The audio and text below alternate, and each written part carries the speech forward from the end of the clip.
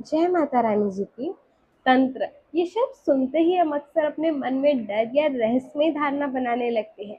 लेकिन क्या आपने कभी सोचा है कि जिसे आज हम डरावना समझते हैं वो कभी हमारे संस्कृति का सबसे वैज्ञानिक यानी साइंटिफिक हिस्सा था। सदियों पहले भक्ति मार्ग और तंत्र मार्ग दो अलग अलग दिशाएं नहीं, बल्कि एक ही सिक्के के दो पहलू थे। फर्क सिर्फ इतना है कि भक्ति मार्ग में आप खुद को समर्पित करके ईश्वर के गुणों को अपने भीतर उतारते हैं, ये भाव का मार्ग है।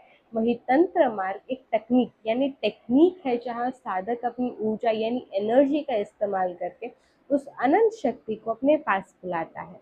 वक्त के साथ तंत्र की असली ज्ञान विलुप्त हो गया और पीछे रह गए सिर्फ अधूरी जानकारी। पर याद रखिए, मार्ग कोई भी हो, चाहे वो काल भैरव को मदिरा अर्पण करना हो या माँ दुर्गा को मत्स्य का भोग लगाना हो, ये सब हमारे शास्त्रों की विविधता यानी डाइवर्सिटी का प्रतीक है। ये पूजा विधि आपके नियमों से अलग हो सकती है, पर इसका अस्तित्व गलत नहीं। ये हमारे उस प्राचीन विरासत का हिस्सा है जो हमें सिखाती है कि ईश्वर तक पहुंचने के रास्ते अनंत हैं। अगली बार जब भी आप कुछ अलग देखें तो उसे डरिए नहीं, बल्कि श्रद्धा और ज्ञान की नजरों से देखिए। लेकिन यहाँ सबसे बड़ी बात आती है आपकी नीयत।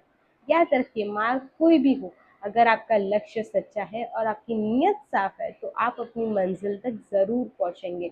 लेकिन तंत्र हो या अन्य कोई विद्या, अगर उसका दुरुपयोग किया गया तो वो किसी और का नहीं बल्कि स्वयं के विनाश का कारण बनती है।